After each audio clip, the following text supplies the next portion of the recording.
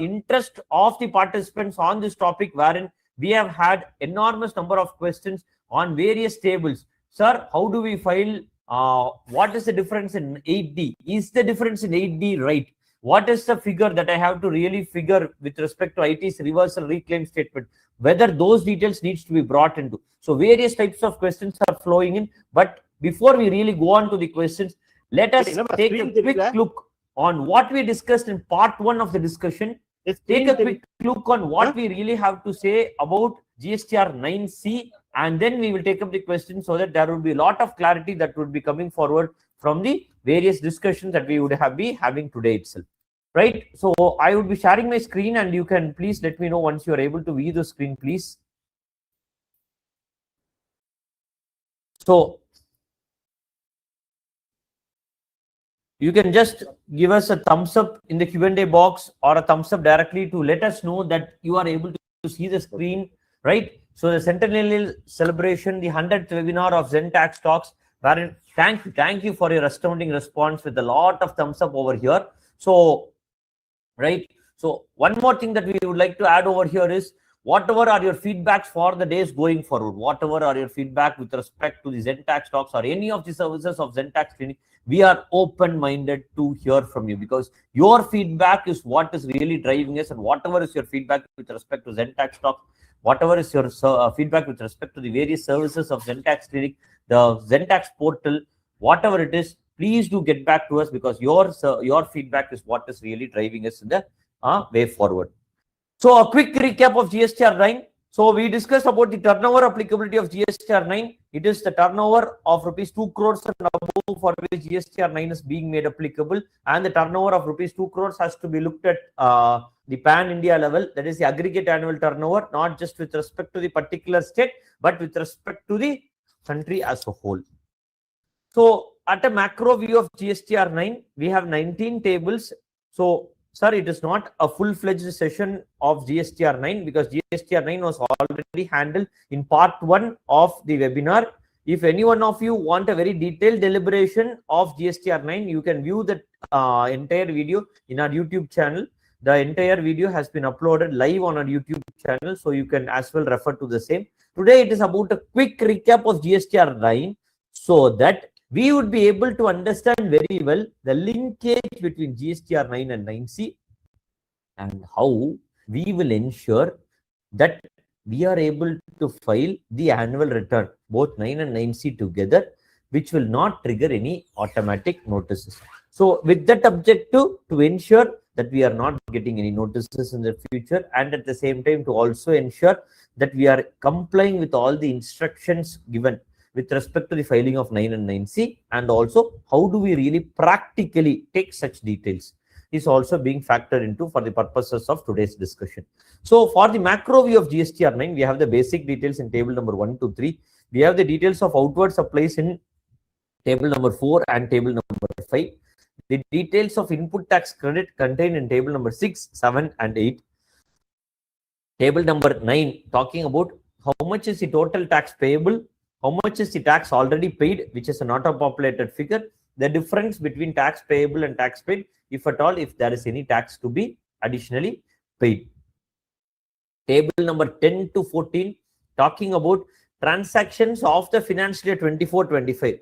That is the period for which the annual return is being filed. If so, those transactions are reported in the GST returns of the financial year 25-26, then those transactions are to be reported in table number 10 to 14. Table number 15 talking about demands and refunds. Table number 16 talking about some specific supplies relating to composition taxpayers. Table number 17 talking about the HSN supplies of outward HSN of outward supplies. 18 talking about the HSN of inward supplies, and table number 19 talking about the late fee payable with respect to the filing of GSTR-9. So this is the very macro perspective on a very high level for the preparation of GSTR-9. Once you open GSTR-9 for prepare online, you would be provided with certain system computed details. These system computed details or the annual summary of GSTR-1 and 3B is something which would be very much useful for you to prepare practically the form GSTR-9 and 9C. So you can as well download these files, which would be immediately available which are definitely crucially important to make sure that there are no differences with the details that are already available in the GST returns file. So if you have to compile the 12 months of GSTR1, it will take an enormous amount of manual effort, but then this GSTR1 summary gives you that entire annual report file in a very quickly downloadable format. With respect to Table 8A, Table 8A captures the details of input tax credit, which is auto-populated from your GSTR2B, adjusted with two major changes, which resultantly gives the ITC as per GSTR2A. So Table 8A is substantially equal to Table 2A. So those details would also be extremely very relevant for you to make sure that you are able to properly reconcile the tables or differences in Table 8. Table 8A, based on your understanding of Table 8A only, you will be able to identify why there is a difference in Table 8D. So the first question that was already raised was, I should not have a difference in Table 8D. I think this was already discussed in the previous week as well. But when I enter my entire value in my 6B, but when I have reversed a portion of that in my Table 7, I am getting a difference in Table 8D. So first of it, we will understand whether that respective invoice was actually reflected in my GSTR, in my Table 8A. If that invoice was already reflected in Table 8A, then you bring that respective invoice also in Table 6B. If that invoice was not at all reflected in Table 6B, Table 8A, it is only and only then you will be getting a difference in Table 8D. In such a situation, do not fill such a value in Table 6B, but take that figure to either 6A1, which is the new field which pertains to the invoice of the previous year, or reverse enter that ITC in any other ITC, which we would be discussing immediately now as well today. Right? So to move forward, these system computed summaries are one of the basic details that would really enable you to file GSTR-9 and 9C in the easiest and the best appropriate manner. So though we have spoken about 14 different tables, you could see that most of the details in table number 5 or table number 4 are auto-populated. That is, my entire details of outward supplies in table number 4 and table number 5 are completely auto-populated, because in my GSTR1, the details of all these transactions have been captured with very clear bifurcations. So whatever is the transaction that has been reported by me in my GSTR1 has been duly brought forward, and it has been given as an auto-populated field in your GSTR9. So can you modify this auto-populated field? In a very basic question, we call this as hard blocking. Are these fields which are auto-populated in my GSTR9 hard locked? That is, I cannot modify. Or can I modify? Number one. Or am I allowed to modify? Yes. First of it, you can modify. Number two, you are allowed to modify. That is for the simple reason that if there was any amount of outward supply which was missed to be reported in the GST returns file, this GSTR9 is an additional opportunity for you to report such outward supplies in respective tables of table number 4 or table number 5. So these fields can or definitely be modified whenever there is any difference or any error that was committed during the filing of GSTR1.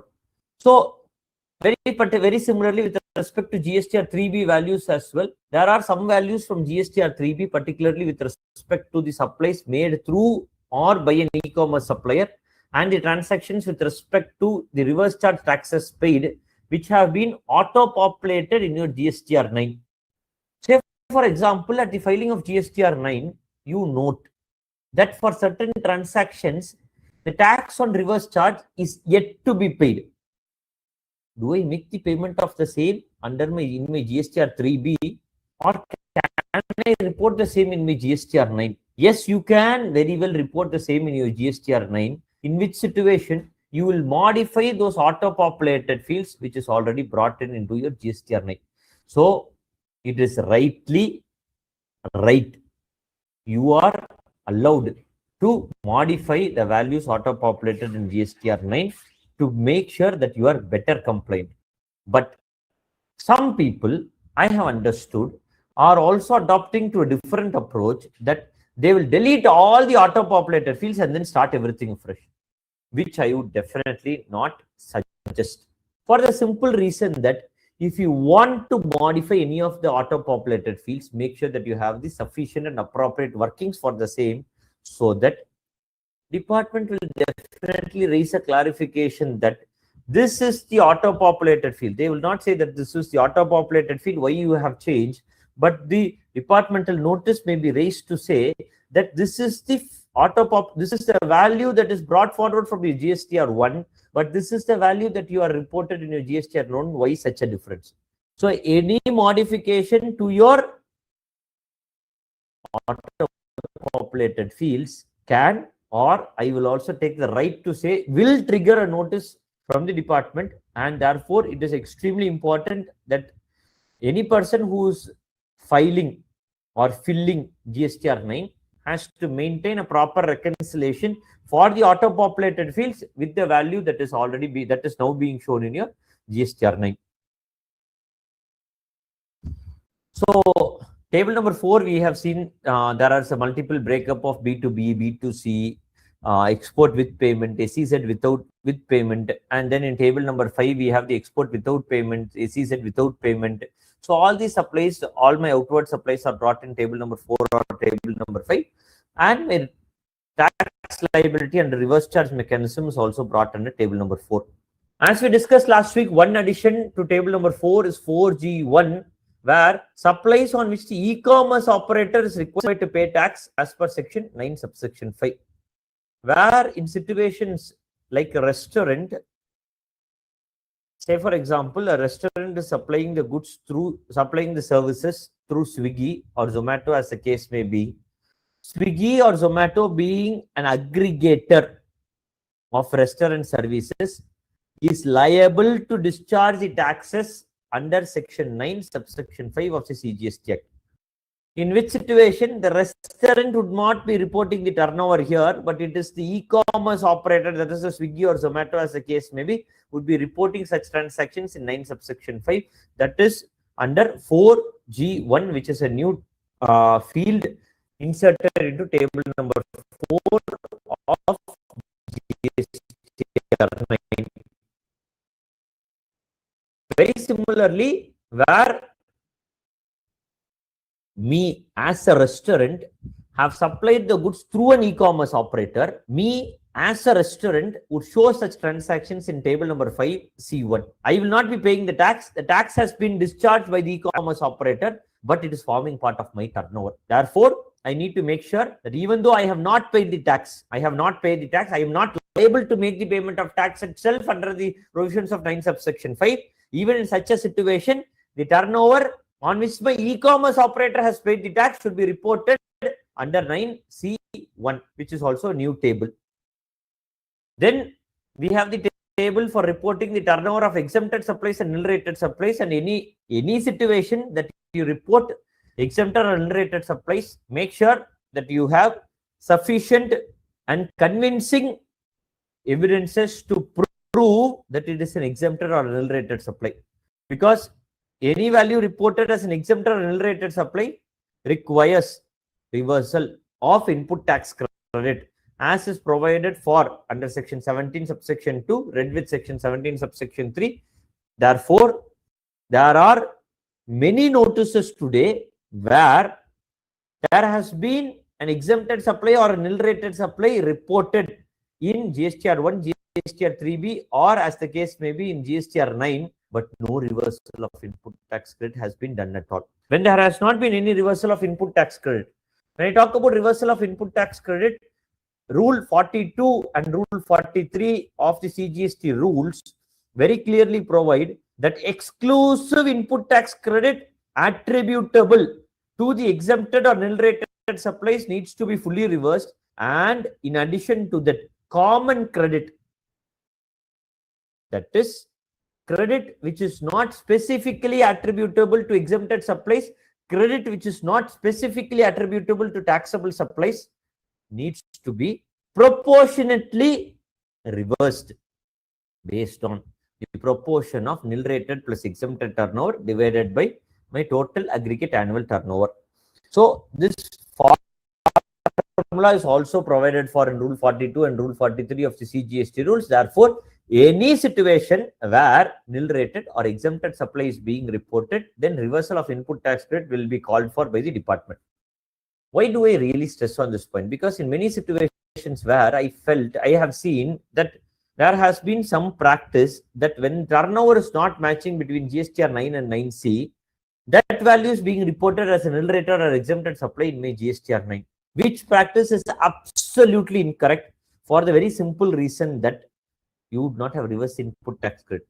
There needs to be a very fair amount of effort to ensure to find out what are the actual reasons for the differences between my GST returns and my audited annual financial statements. But in some situations, just merely entering the turnover as nil rated or exempted supplies, and you could see that the values of tax is already non-editable because it is all nil. So just merely entering a turnover does not really help, and it will only bring in a notice. So some issues that could really trigger in a notice, say for example, if table 4N doesn't match with the tax shown. Table 4 talks about taxable supplies. If those taxes are not matching with your tax paid in 3B, then it will trigger a notice. Very similarly, table 5N, including the reverse charge, then if taxes are not matching with your 3B, there as well notices could be issued. Whenever you have shown any value as a credit note, you could see that there are notices being issued to get details, verify the authenticity on the reason for issuing a credit note. Credit note issued by a supplier reduces the output tax liability already discharged. What are the reasons for which a credit note can be issued? It could be for the reasons of sales return or any post-supply discount. Sales return or a post-supply discount is subject to fulfillment of conditions as is provided for in section 15 and another section 34. A couple of days back, we had a very detailed and healthy discussion with the department officials, wherein the requirement of ITC reversal by the recipient in the respect of B2B supplies for the issuance of credit note, and at the same time a declaration that the incidence of taxes not passed on in the case of a B2C supply. Furthermore, the requirement of matching of the invoices to prove the genuinity of the credit notes is much expected by the department to prove the genuinity of the credit notes. So because whenever you are reducing the output tax liability, which has already been discharged through the filing of GSTR-1 or by showing those values in your table 4, if you want to issue any credit notes, then you need to make sure that you have sufficient evidences. If you are calling for a detail or a transaction as a sales return, do you have any evidence that the goods have actually been received back? Or is it merely a book entry? Because at the time of verification, in the case of an audit or an inspection, you may be, or even in the case of any general notice, you may be required to prove in the case of a sales return that you have received back the goods. The copy of the delivery challenge and the e-way bill may be sought for to ensure, to verify, to validate the genuinity of the credit notes. Then with respect to exempted supplies, as I already mentioned, the reversal of credit is something, a very important aspect to be looked into. With respect to zero rated supplies, whether the LUT is being available is also another question that is being sought for. So in GSTR-9, we had a very detailed discussion last week to say that we have one new clause introduced in 6 capital A1, which says that ITC of the financial 23-24, which is availed during the financial 24-25 in my GSTR-3B, that needs to be brought in 6A1. 6A is an auto-populated field. So the difference between 6A and 6A1 is coming to 6A2. So the value of 6A2 is what you need to really give it down as a breakup, because whatever is there as an ITC of the relevant previous year, that is the financial 23-24, claimed during the financial 24-25 needs to be segregated and given separately in 6A1. Amount of ITC reclaimed as a very substantially new meaning during this filing of GSTR-9 for the financial year 24-25. So talking about the input tax credit, I will directly jump on to this table wherein we had discussed multiple scenarios on where to report what kind of a transaction in my GSTR-9, right? So this is my table GSTR-3B. My table 3B has table number 4A, wherein you give the details of all the eligible ITC. You give the details of ITC reversal in table 4B. The net ITC available is reflected in table 4C, and 4D1 talking about the ITC reclaimed, and 4D2 talking about ineligible ITC due to POS and time barring situations. In such situations, this is how I generally file my GSTR-3B. So 3B filing, proper filing is of utmost importance to ensure that you are able to file GSTR-9 properly. If there have been any erroneous reporting in 3B, then there could be a difference that is coming in your GSTR-9. But as well as I already told you, it is good to at least amend and properly file your GSTR-9. So there could be a situation where I availed the ITC in 23-24. The transaction was not reported in my 2B of 23-24. It got reported in my transaction of 24-25, and I therefore claimed the ITC only in 24-25. Multiple different scenarios could be possible, and for each of these scenarios, we have given this slide, which is available for a detailed deliberation. Each of these entries, I have explained it in detail in my previous webinar itself. So it is important for you to note that the reporting of ITC in GSTR-9 for the financial year 24-25 has got substantially changed than it has been for all the other earlier years. Therefore, please do understand that it is not the same old filing of GSTR-9 and 9C as has been the same case since the financial 17-18. So make sure that you are able to sufficiently and appropriately understand the nuances that has brought in the changes with respect to the filling of GSTR, with respect to the filling of ITC in GSTR-9. So we have some small change in table 9 as well. What is the total tax paid and what is the differential tax payable has also to be noted. So any difference needs to be paid at the time of filing GSTR-9 itself. So now that we have taken almost half of the session towards the recap itself, I think it would be fit for us to really move forward to quickly start with GSTR-9C. And if at all there are any clarifications even relating to the previous session, we will take some top few questions so that we are able to immediately move forward with things. So GSTR-9 is a return. GSTR-9C is a reconciliation statement. A reconciliation statement is generally a comparison of two different details.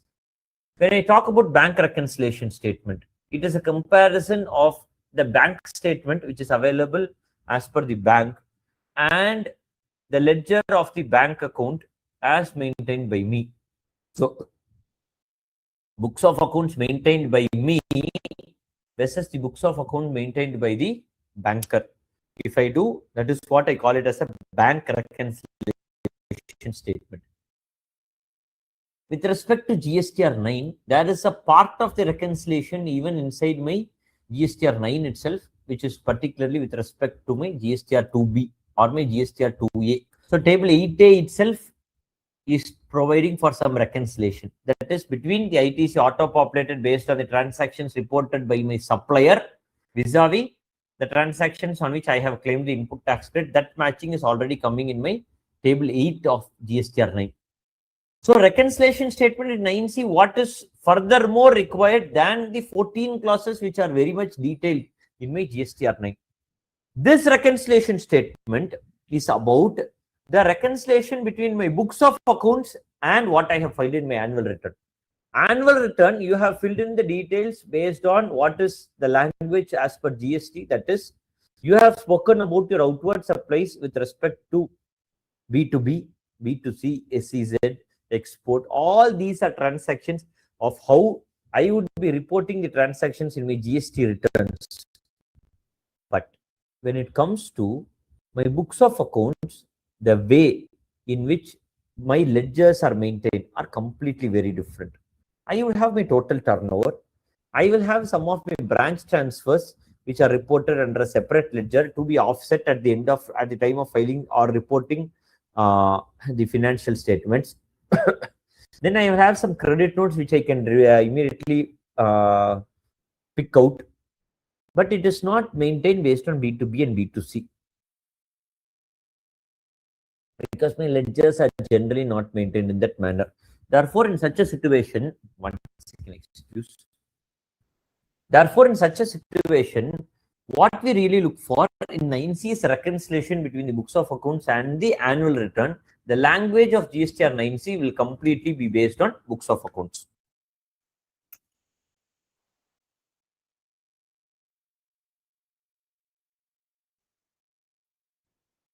So here, who should file GSTR-9C? GSTR-9, I did not go to the turnover detailed deliberation today. You can watch it in the YouTube video. That is applicable for about 2 crores.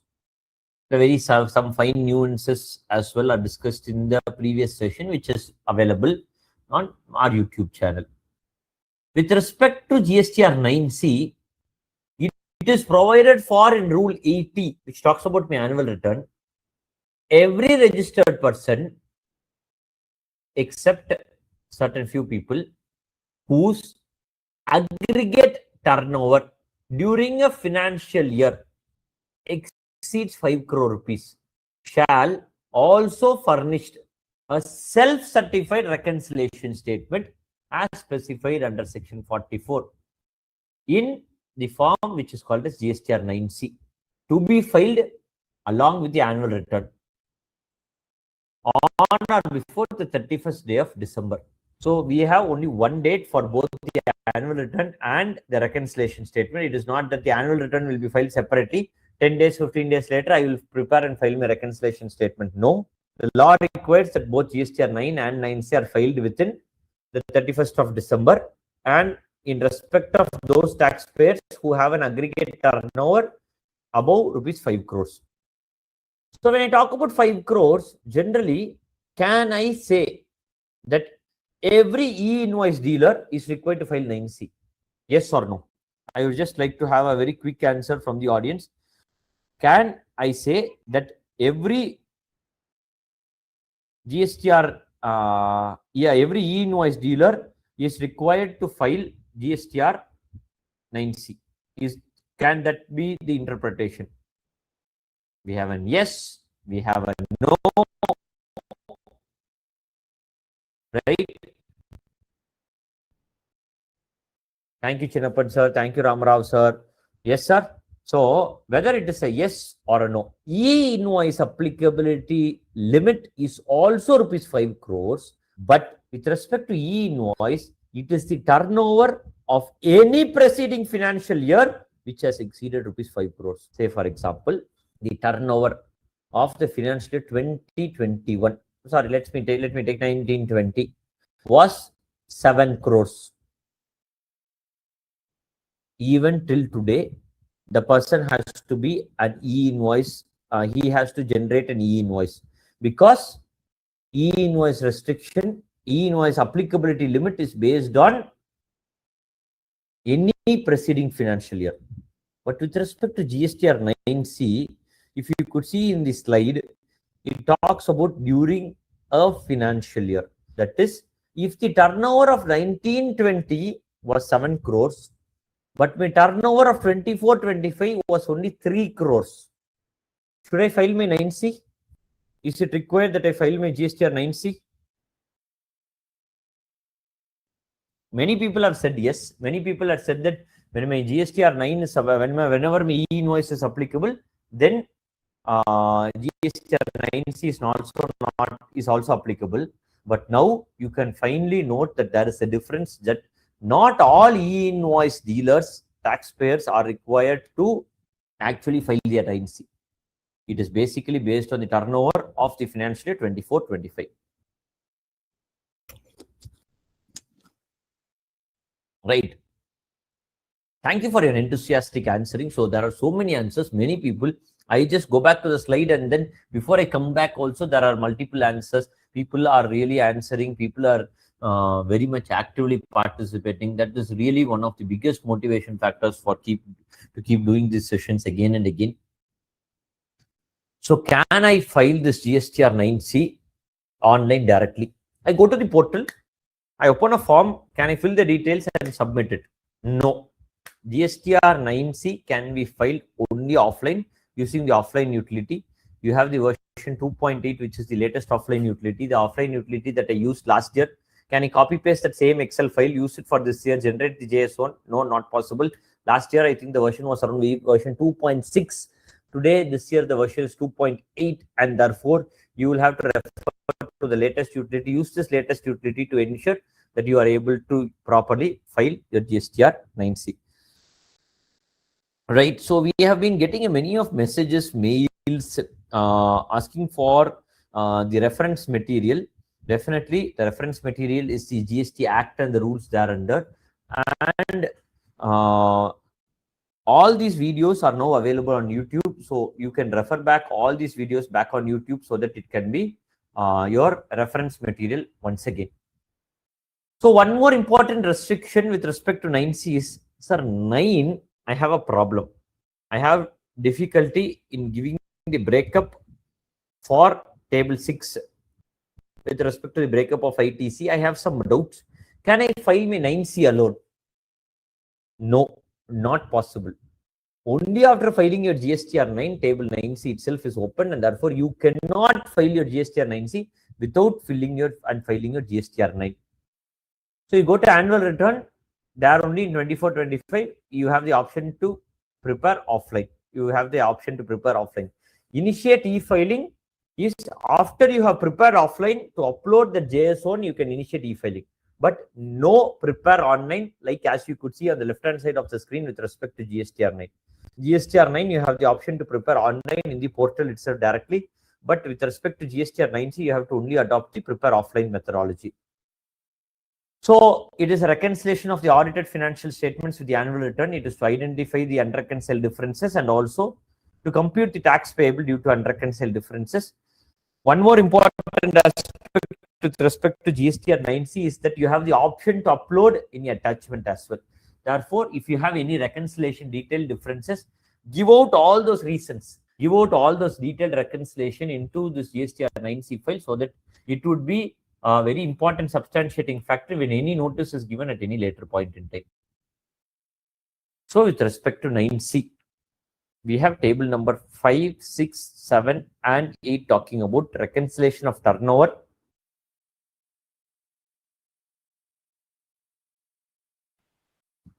with GSTR-9. So table number 5 talking about reconciliation of gross turnover. Table number 7 talking about reconciliation of taxable turnover. If I have any differences as unreconciled turnover in my table number 5, reasons for such unreconciled differences, I will give it in table number 6. Table number 7 talking about reconciliation of taxable turnover. And whenever I have some unreconciled difference, then I will give the reasons for such unreconciled difference in table number 8. These reasons are extremely very important to make sure that you are able to substantiate these details at a later point in time. So looking at table number 5, you have from 5A to 5R, 5A talking about the turnover, 5R talking about the unreconciled turnover. So how do I bring what is the turnover from the audited financial statements to match it along with my annual return? Table number 7 talking about my tax transactions or outward supplies on which tax is not payable, and finally arriving at what is my taxable turnover. And from my taxable turnover, I compare it with my annual return. Whatever is my difference, I call it as unreconciled taxable turnover. So we will go for it class by class. 5A, turnover, including exports.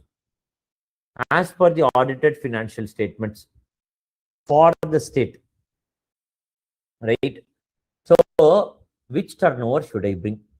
Should I bring my turnover as per GST returns or turnover as my audited financial statements? Turnover has to be from your audited financial statements because that is what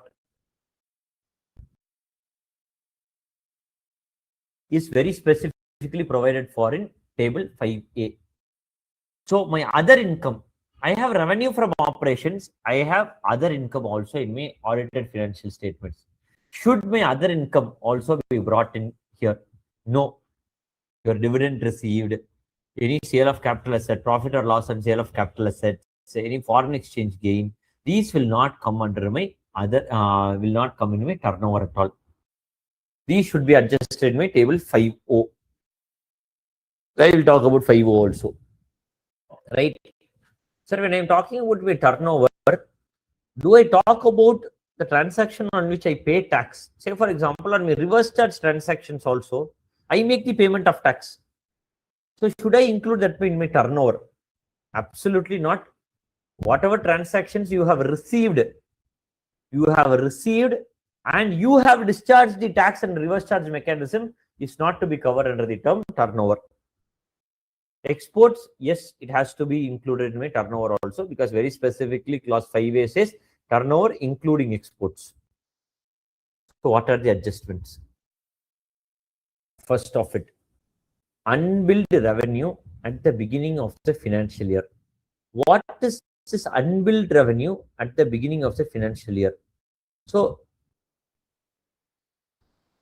there are multiple situations where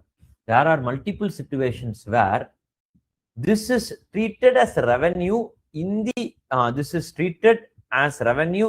previous financial year, but the tax invoice was issued only during this year. Professionals and consultants would be very well able to understand that under the provisions of Ind AS or even under the provisions of accounting standards, revenue recognition is independent of the raising of invoice. Revenue recognition for the purposes of financial reporting is different than when compared to the raising of the invoice for the purposes of GST. Say, for example, there is a rental contract for which rental income is to be invoiced generally on the 10th of the subsequent month. But that rental income is already offered as an income on the 31st of March itself because for the purposes of financial reporting, it is an income pertaining to the month of March and therefore it is already completed. Therefore, on the 31st of March, you pass an income receipt, an entry merely for financial reporting during the previous financial year. But the invoice for the financial year 23-24 was issued during the financial year 24-25 and the tax was also paid during the financial year 24-25 in the GST returns. In which situation this unbilled revenue at the beginning of financial year will need to be added. This is what we call it as unbilled revenue. 5C, talking about unadjusted advances at the end of financial year. That is, advance received is also a taxable event under GST. Is it for all transactions? All transactions of services are subjected to tax even when advance is received, not with respect to goods. So when you have received services, when you have received advance for services, then the advance would not be treated as a part of turnover for the purpose of financial reporting. But since GST is required to be discharged, then you need to add the turnover in table number 5C. Deemed supply under schedule 1. Basically, with respect to the books of accounts, only transactions which have a financial impact are shown. Any monetary transactions is only recorded in my books of accounts, only when there is a consideration. But Schedule 1 of the CGST Act provides that even if a transaction does not have a consideration, it shall be deemed to be a supply and tax shall be liable to be paid. So this is to be added under 5D in GSTR-9C. Next, we have credit notes which have been issued after the end of the financial year but reflected in the annual return. Credit notes issued during the financial year 25-26, but for some reason the credit note is already shown in the annual return. Therefore, that needs to be reduced because that credit note reduces your turnover in GSTR-9. Very similarly, you need to reduce your turnover in your GSTR-9C also. 5F. Trade discounts accounted for the audited financial statements but are not permissible under GST. What is this all about? So you have accounted discounts, that is, you have issued financial credit notes, but you have not taken the benefit of GST. So all those financial credit notes will need to be added back to turnover because those financial credit notes go to reduce your turnover in your GST returns. Financial credit notes goes to reduce your turnover in your books of accounts, but in GST you have not taken the benefit. Therefore, that needs to be added back in table number 5F. 5G, no more relevant, talking about the turnover from April to June 2017. So, with respect to unbilled revenue and advances, whatever was there at the beginning of the financial year, you need to do the same adjustment at the end of the financial year. If you have added unbilled revenue at the beginning of the financial year, you are going to less that unbilled revenue at the end of the financial year. Unadjusted advances at the end of the financial year, you have already added. Unadjusted advances at the beginning of the financial year, you need to reduce it. This is the financial credit notes part. Any supplies by the SEZ to the DTA unit. If you are a SEZ unit who is supplying to a DTA unit, then such will not be considered as a turnover in GST at all. Because SEZ unit is a place in India, but for the purposes of all taxation, treated to be a place outside India. Therefore, supply from an SEZ to DTA unit is treated as an import made by the DTA unit, and therefore that will not be reported in my GST returns at all because that's outside the purview of GST. Therefore, such turnover is being reduced from my total turnover as is reported in 5A. This adjustment is being done in 5K. Turnover for the period under composition scheme during the same period, if part of the turnover is reported under the regular normal taxation provisions and part of the period under composition scheme, then for a composition return filer, GSTR-9C is not applicable, and therefore that turnover is to be reduced from table number 5 in table number 5L.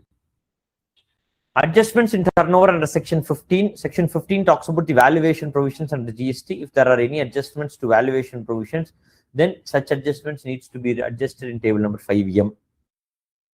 Adjustments in turnover due to foreign exchange fluctuations. The denomination taken in GST returns was your CBEC rate, but the denomination taken in your books of accounts is based on the RBI currency exchange rate. Then both the exchange rates are different. Then for that difference, then you need to give an adjustment to turnover, for which you have a separate clause in 5N. Sir, how many of you have seen this movie? How many of you have seen this movie? What is this movie? So yesterday, I think we had the movie of, we had the birthday of our Tamil superstar Rajinikanth. And what is this movie all about? So what is this movie? Thank you, Santosh, for putting that message of our YouTube channel. Right. So friends, right? So on a very casual way, the people on the screen would be asking, right, which are what I'm going to do some work, which are the things that I need to really concentrate on. If I have to really work on, say, 100 nails or 100 sheets of paper, which are the 100 sheets of paper that I need to really consider as important, and which are the 100 fields I don't have to really give that much of significance. Having discussed all these fields from 5B to 5N, if you really look at table number 5O, right, it says all the fields from 5B to 5N are completely optional. You can give all these details in table number 5O itself. All these details in its granular details, we discussed why, on what we need to give where. But we have an instruction to GSTR-9C which says all that breakup is only optional. You can give all those details in table number 5O itself. So why did I really take all that effort to explain to you? Though the instruction says that you can give all the adjustments in 5.0, but any huge value filled in GSTR-9C 5.0 will call for details, sir நிறைய பேர் வந்துட்டு ரொம்ப அழகா வந்துட்டு அதை வந்து அந்த friends படத்தை வந்து சொல்லியிருக்கீங்க, எந்த ஆணியை தான் நான் வந்து எடுக்கிறது, நீ புடுங்குற எந்த ஆணியுமே தேவையில்ல அப்படிங்கிற மாதிரி வந்துட்டு that has been very very casually said. இப்போ வரைக்கும் நம்ம சொன்ன details from table number 5B to 5N is all very very optional. Though it is very very optional, we suggest, we advise that we fill the details in the appropriate fields to make sure that you do not have substantial details in the future.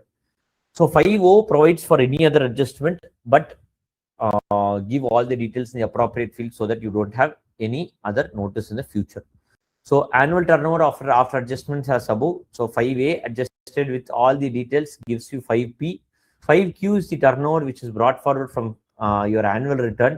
So whatever is the turnover reported in table number 5, table number 4 and 5, the total adjusted from table number 10 and 11 of GSTR-9 will be brought forward to table number 5Q. If there is any difference between 5P and 5Q, that is what we call it as 5R, is the unreconciled turnover. And for this breakup of unreconciled, whatever is unreconciled turnover, you need to give the details for unreconciled turnover in table number 6, right? Table number 6 talking about the reasons for unreconciled turnover. 7A is talking about from my total turnover, I will try to arrive at what is my taxable turnover. So I have my annual turnover, which is brought forward from my table number 5P.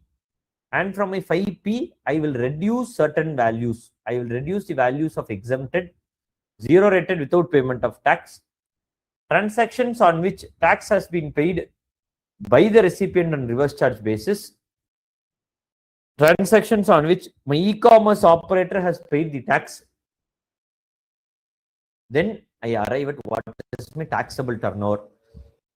There is a checkpoint to say whether my taxable turnover is matching with the turnover as reported in my annual return.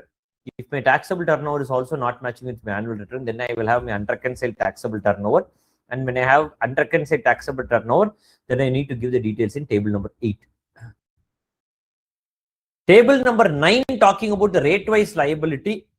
So rate-wise liability, I have the details for my outward supplies because all my GSTR-1, all my GSTR compilation, I might be able to bring my rate-wise liability. But my rate-wise liability table is not only with respect to my reverse charge, my outward liability, it is also with respect to my reverse charge liability. So for all my entire taxes that I have paid or liable to be paid, I need to make sure that I am giving my rate-wise liability 5%, 12, 5, 6, 5, 6, 12, 18, 28, 0.25, 0.1, whatever be the rate. So when you are giving all these rates, please make sure to verify whether these rates are correct or not, because this gives you that additional opportunity, the additional time to verify whether the rate of tax adopted for outward supplies is right or wrong. Here as well, if there is any difference, then whatever is the reasons for unreconciled payment of whom, your turnover matched, the rate of tax that you had entered was erroneously entered. Now correct it, now give the reasons for unreconciled payment and make the payment of tax. So any differences arising in table number 6, table number 8 or table number 10, that the additional amount to be paid can be paid either through cash or through ITC. Earlier it was already said to be paid through cash. Now they have very clearly mentioned that it can be paid through cash or through ITC as well. So this is how the table would look like with primarily with respect to rate-wise liability. It is important for you to understand that rate-wise liability is not only with respect to my outward supplies, it is also with respect to my reverse charge liability. Now coming to input tax credit. So with respect to input tax credit, there have been very substantially important changes brought in my GSTR-9, but there has not been any matching changes brought in my GSTR-9C. My GSTR-9C table as is existed until the financial 23-24 continues to be the same format for the financial 24-25. So this gives us some important responsibility to understand what has been given or what was expected to be filled in respect of input tax credit in table number 12 of GSTR-9C. All the values for GSTR-9 can be filled based on the values reported in table number 8A or the values which have been filled in your GSTR-3B. But when it comes to the filling of GSTR-9C, table number 12, it asks for the input tax credit as per the audited financial statement. So when I talk about the ITC as per audited financial statement, should I talk about my entire ITC or should I talk about only the eligible amount of ITC that I have availed? I am talking only about the eligible amount of ITC that I have availed and taken it to my ITC ledger in my books of accounts. From here, I need to add only one. That is the ITC booked in the financial year 23-24. But suppose that ITC came only in my financial year 24-25 2B, I would have claimed that ITC only in my 24-25 2B, so that ITC needs to be added over here.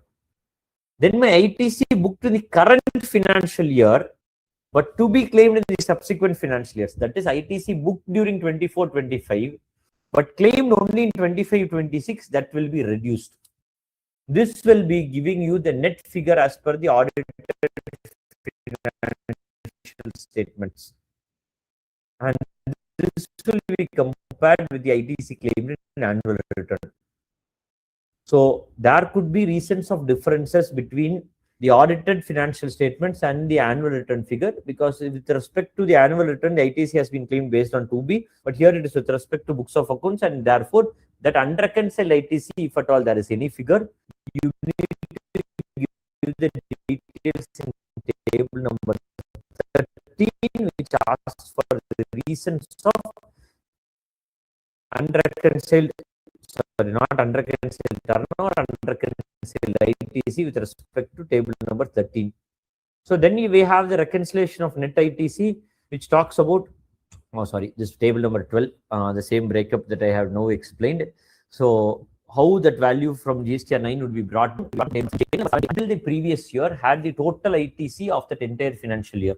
Now table number 7J plus 6A1 will only give you the total ITC. Therefore, 7J alone will not be able to match with the total ITC. Therefore, even if there is any difference, you need to give the difference in table number 13. Table number 14 is again another optional field which talks about ITC breakup, which talks about ITC breakup, expense-wise breakup for the input tax credit. So for each expenditure, how much ITC you have claimed, that breakup is being sought for in table number 14. In some ERP systems where the purchase is directly going to inventory, purchase directly goes to inventory, and what comes to your P&L account is only the cost of material consumed or cost of goods sold. In which situations there are some practical challenges of how to extract the expenditure-wise ITC, but where there is a methodology which is available in your accounting ERP, please make sure to give such details as well. Though it is optional, giving such details will bring you a lot of clarity and ensure that you are giving additional details which would help you to properly reconcile as well. A quick demo of what our Zentax portal is capable of being giving you. You would be able to understand notices across multiple GST numbers in a single dashboard. So this Zentax portal, which has been the latest version now, has been having a lot of positive feedback. It's very, very attractive. It is very, very quick. We have made a complete revamp of both the back end and the front end, and therefore it's extremely very quick. The user interface is very modern, and you can add multiple GST numbers together in a single dashboard, monitor all the notices, identify what are the notices for which you have taken an action, what are the notices for which you are yet to take an action, what are the notices for which you don't have to take an action.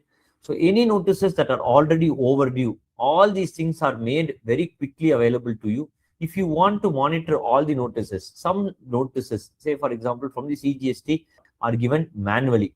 Such notices can also be uploaded into this portal itself, and you can have an end-to-end notice management from this. Here at this 100th webinar, we are also very proud, very glad to share with you that we will have a completely integrated AI approach for enabling you to draft replies to GST notices directly from the portal of Zentax Clinic. And that would be available only and only to the users of Zentax Clinic. Today, the registration, the usage of unlimited GST numbers, unlimited sync is completely free of cost. There is no pricing model at all. Many users have come back to us to ask, why is this given free? This is not fully free. It is a freemium model wherein we give this notice management completely free. The services of Zentax Clinic, which are expert reply to GST notices, drafting of appeals, supporting towards application for authority, application for the authority for advanced ruling, cases for filing before the GST Appellate Tribunal, immediate support for releasing goods which have been detained at any place across India, for filing of writ petition before high courts. These are what our premium services are all about. The portal is completely free, and we are giving, or we are going to start giving, credits for those users who start using the portal now, and these credits can be used for availing the services of Zentax Clinic. These credits can be used for generating AI-based replies.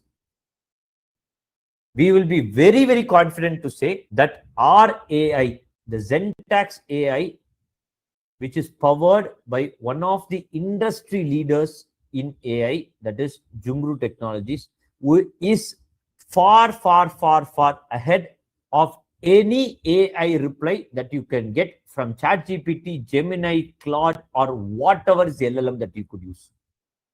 Whatever is the market availability with respect to AI notice or AI reply, our replies are going to be far, far, far, far with very deeper research, very, very quick turnaround time, giving you the right inputs, the right guidances, not biased, giving you the right solutions so that you are greatly benefited.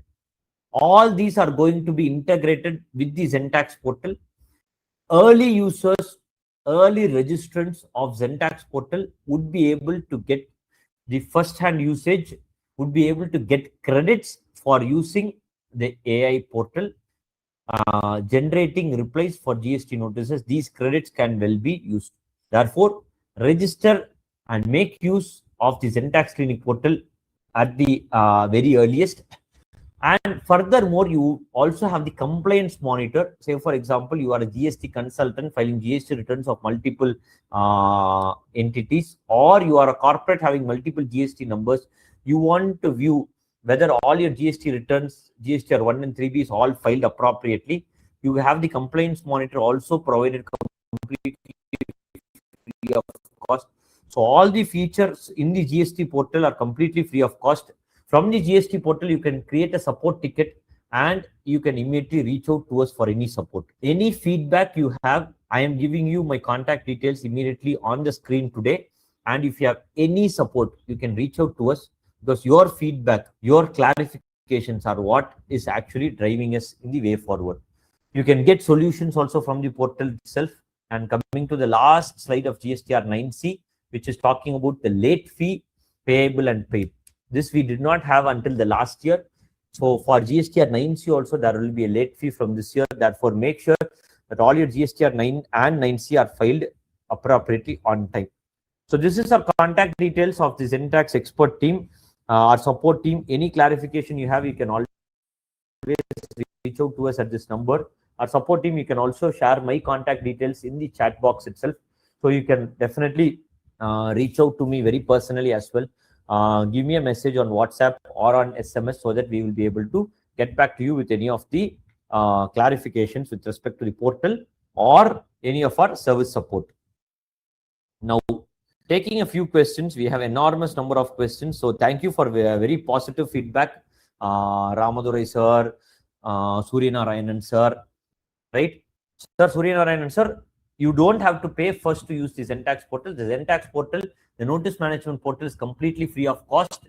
We will be also giving you free credits to use the AI services. The AI services are not yet brought in to the live environment. Some more testing is going on, but we are extremely very confident on the quality and the depth to which our replies would be drafting. So it is going to be way ahead of, we are going to be using something very phenomenal technology. The technology is very phenomenal. Those will be paid services. For these paid services, you can use these credits so that you would be able to enjoy some amount of discount being an early user of the Zentax portal. The credits would be based on the number of days you log in. From now to the launch of Zentax AI, for each day, you would be getting a credit. For the number of GST numbers that you have added, you would be able to get a credit. For every day, the frequency with which you are syncing to the GST portal, you would be able to get a credit. So 3 things would entitle you to credits.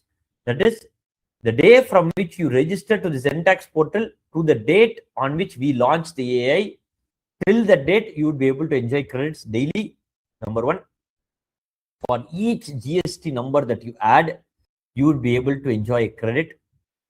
For number of frequency of you using the portal, you would be able to get a credit. And all these credits, you can use it for availing the paid services of Zentax portal, right? So for GST notices finding, so you can send the link also of the portal. GST notices finding and reply from the dealer's account, sir, that Kumaravel sir, that is absolutely free of cost. We will reach out to you. You can give your email ID in the Q&A box or privately to our Zentax support team. We will reach out to you. We will give you a demo and we will take it forward. It is completely free of cost. Thank you so many people for having the positive feedbacks. So taking some very quick questions, right? So 9O, others of GSTR-9C, for which transactions do I report it over here? So 9O in GSTR-9C, what transactions do I report? Rajgopal sir, is that the question that I have to really understand it to be? Right? 9O of GSTR-9C. Let me just take it.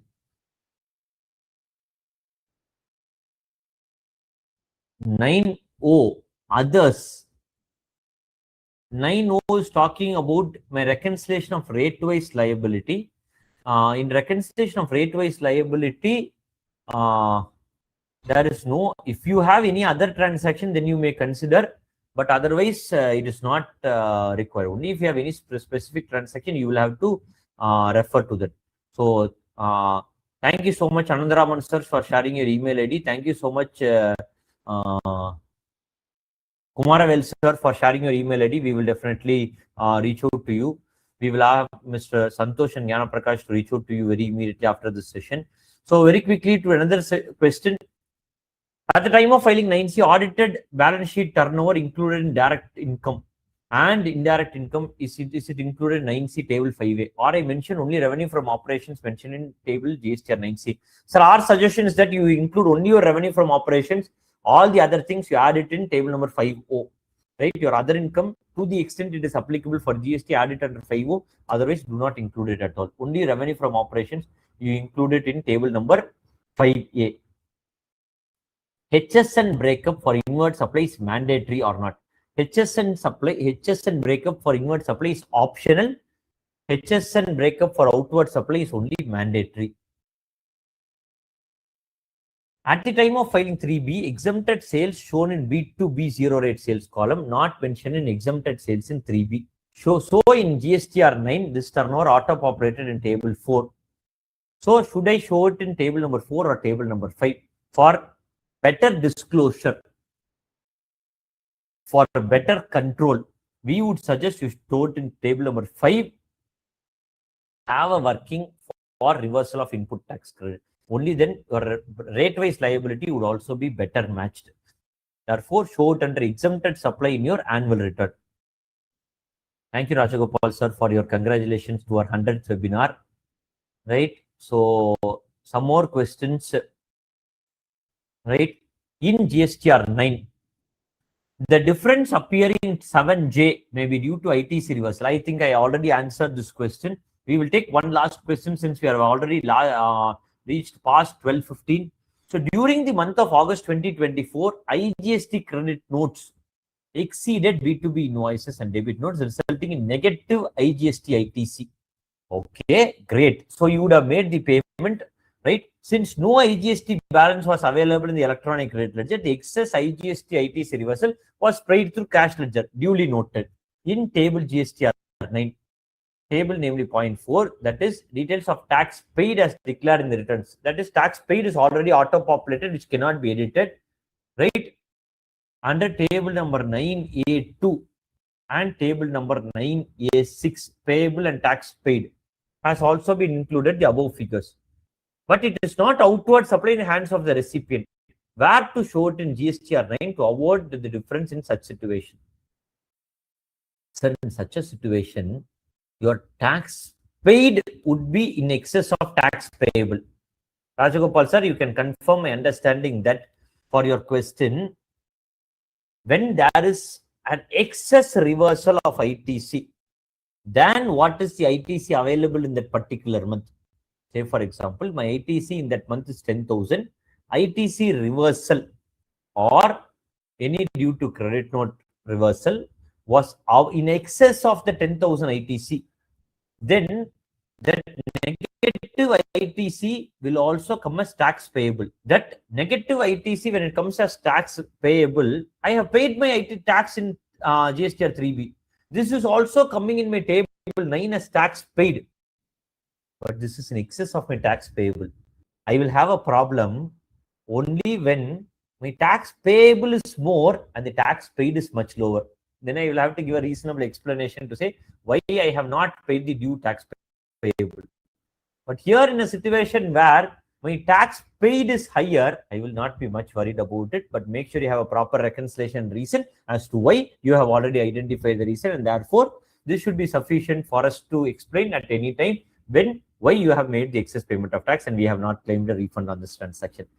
So with this question, all the other questions, you please mail it to our mail at solutions@zentaxclinic.com or WhatsApp to our contact detail at 8903951122. My personal contact detail has already also been shared to you. We thank you for your extensive participation across all these 100 webinars and the very, very enthusiastic participation for this 100th webinar. Your motivation has been keeping us going, and we will continue to go forward for many more sessions to go forward. We will come out with more innovative ways. Thank you for joining us here. Looking forward to all our sessions going forward. Thank you, everyone.